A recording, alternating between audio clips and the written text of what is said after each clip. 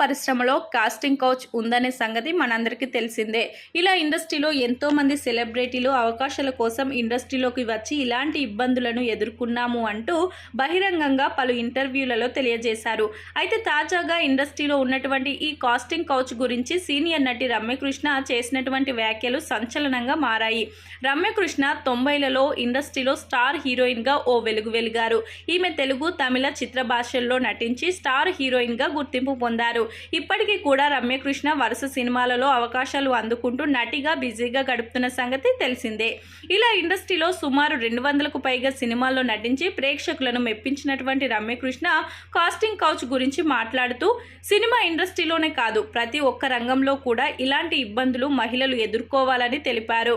ఇక ఈ విషయం గురించి సెలబ్రిటీలు ఓపెన్ కావడంతోనే ఇండస్ట్రీపై ఆ ప్రభావం కాస్త ఎక్కువగా చూపిందని రమ్యకృష్ణ తెలియజేశారు.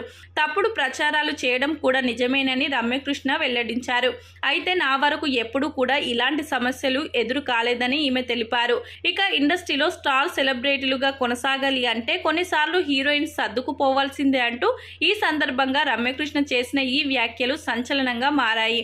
ఇక ఈమె కెరియర్ విషయానికి వస్తే ప్రస్తుతం యంగ్ హీరోలకు, హీరోయిన్లకు తల్లి పాత్రల్లో నటిస్తూ కెరియర్ పరంగా ఎంతో బిజీగా గడుపుతున్నారు.